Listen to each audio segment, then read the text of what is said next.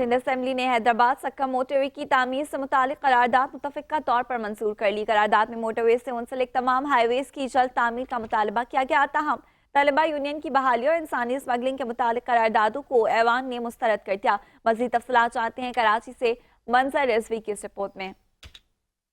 کا اجلاس speaker office قادر شاہ کی زیر صدارت شروع ہوا، جس میں سرکاری رکن ہیرسو نے قرارداد پیش کی۔ وفاقی حکومت موٹر وے کی تعمیر اور اس سے منسلک ہائی ویز کے معاملے میں سندھ حکومت کے ساتھ ناانصافی بند کرے۔ وزیر قانون ضیاء لنجار اور نثار احمد کھوڑو نے اپنی تقاریر میں سندھ کے ساتھ ہونے والی زیادتیوں کی مذمت کی اور قرارداد کی حمایت کی۔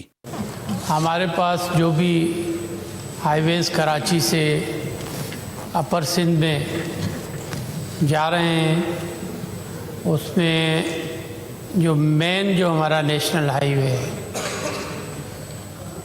ہمارے چیف منسٹر صاحب نے بھی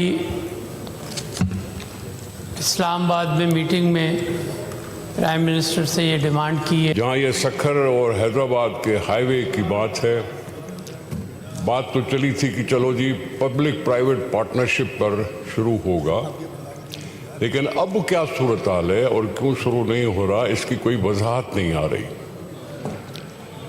ہم سنتے ہیں کہ سی پیک فیز 2 پہ حکومت بہت توجہ دے رہی ہے، تو میرا سوال تو شروع میں یہ ہے کہ ان حکومتوں سے پوچھا جائے کہ یہ سی پیک میں کیوں نہیں دیا گیا۔